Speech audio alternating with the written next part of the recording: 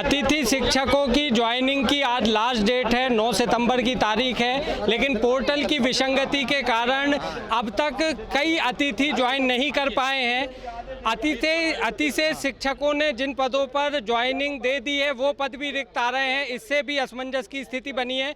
और यहाँ हम अपने दर्शकों को बता दें कि पहला आदेश डीपीआई ने 1 से 7 अगस्त तक की भर्ती का निकाला था, उसके बाद तकरीबन 6 से 7 बार इसमें बढ़ोतरी कर दी गई है, लेकिन अभी भी विसंगति बनी है। हमारे साथ यहाँ पर कुछ अतिथि शिक्षक हैं, हम इनसे समझते हैं समस्या को, क्या दिक्कत क्या आ रही है। सर, हमें ब्लैक लिस्ट कर दी गया है कंडिका 3.1.2 के तहत। हम आपके चैनल के न्यूज़ के माध्यम से डीपीआई को बताना चाहते हैं कि जो 15 साल से अतिथि शिक्षक कार्यरत थे उनको ब्लैक लिस्ट क्यों कर दिया, उनको कंडिका 3.1.2 के अंतर्गत क्यों हटाया गया। हम यही मांग करते हैं कि हमें वापस ज्वाइनिंग किया जाए, शामिल किया जाए और मौका दिया जाए हमको पुराने अतिथि और चॉइस फिलिंग में हमको मौका दिया जाए। ये जो कंडिका की बात कर रहे हैं वो कंडिका कहती क्या है, क्यों? वो कंडिका ये कहती है कि आपका रिजल्ट अगर 30% से कम है तो आपको इस वर्ष के लिए 1 वर्ष के लिए ब्लैक लिस्टेड किया जा रहा है। सर, हम पिछले 15 और 16 वर्षों से काम कर रहे हैं सर, हमारे काम का कोई आकलन नहीं है। एक परमानेंट शिक्षक सर 10%, 5%, 20% रिजल्ट देता, उसको क्यों नहीं हटाया जाता सर। यहाँ पर एक अतिथि शिक्षक अपने डॉक्यूमेंट, कहाँ से हैं आप? सर, मैं जोरा मुरैना से रहने वाला हूँ।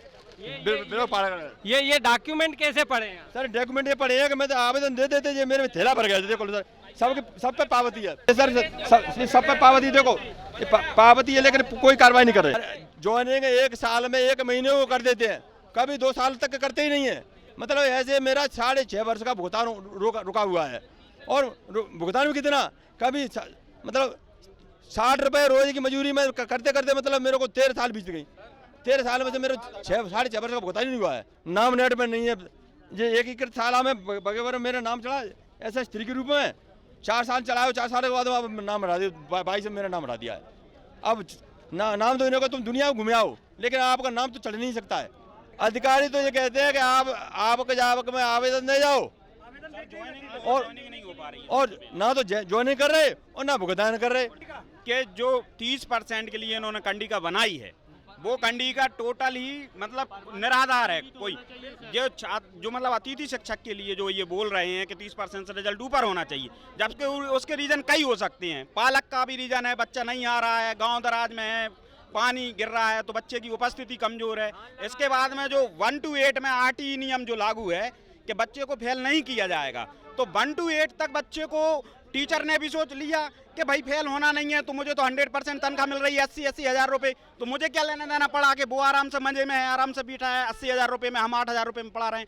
इसके बाद में जब बच्चा वहाँ से बिना बिल्कुल ना हिंदी आ रही है उसको, ना इंग्लिश आ रही है, ना उसको 1 to 12 टेबल आ रही है, उसको कुछ नहीं आ रहा है। सीधा बच्चा 9th में मेरे पास आ रहा है। मैं विज्ञान का टीचर हूँ और मेरा CTET क्वालिफाइड है, मेरा MP TET क्वालिफाइड है, मेरा ग्रेड 2 क्वालिफाइड है, मेरा ग्रेड 1 क्वालिफाइड है। विभाग से क्या मांग है? विभाग से हमारी ये मांग है कि हम 30% से नीचे रिजल्ट आने का कारण सिर्फ अतिथि शिक्षक नहीं है, उस कंडिका को हटाया जाए और हमको कम से कम 1 वर्ष का मौका दिया जाए, जिससे हम और अच्छे तरीके से शिक्षा विभाग में अपना योगदान दे सके। हमको इस प्रकार से पूरे मध्य प्रदेश में बैन कर दिया गया है। मतलब 4 पात्रता परीक्षाएं पास होने के बाद भी आज मैं टीचर बनने के योग्य नहीं रहा हूं, जबकि मैं केंद्रीय विद्यालय में पढ़ाने के योग्य हूँ, MP TET में पढ़ाने के योग्य हूँ। इसके बाद भी मुझे ना कुछ एक अतिथि बनने का मौका नहीं दिया जा रहा है।